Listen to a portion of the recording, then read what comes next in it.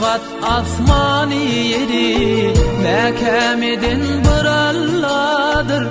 İki zahanın serveri, din Muhammed Mustafa'dır.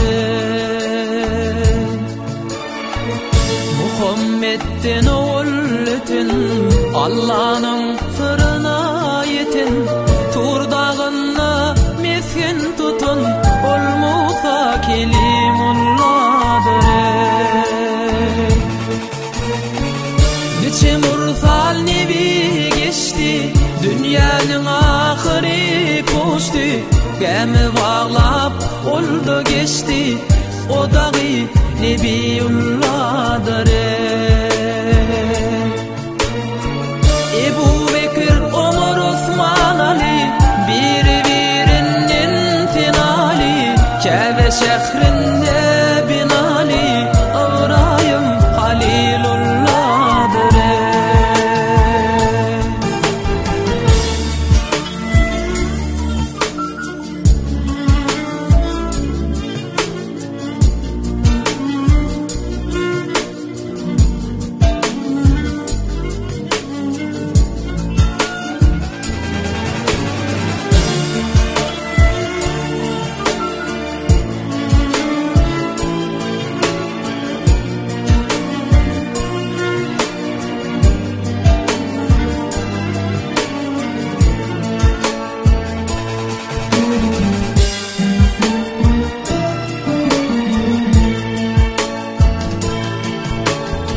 Yakup ağlar günde tava, düşüp sınana gadaba. Mısır şehrinde Yusuf'a aşık olun dileği kadere.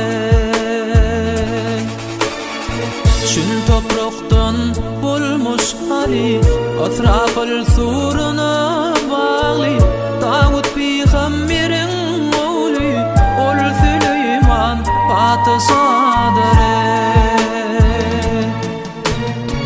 Hak'tan dilerler ömrü, tevekkül kılmış dört yari.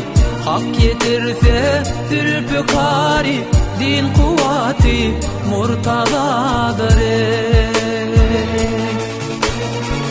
Güzel Allah nazar salan, Meryem'in mehrinde kalan.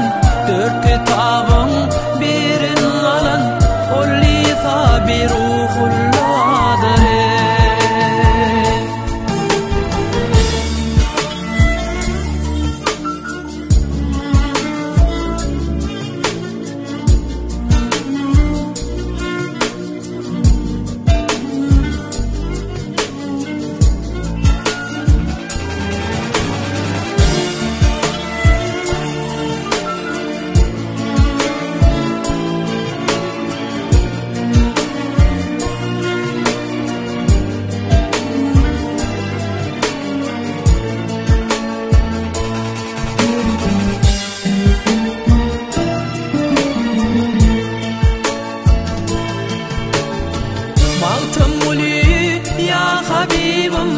Unutmasın seni dilim, Hazreti Muhammed vekilim.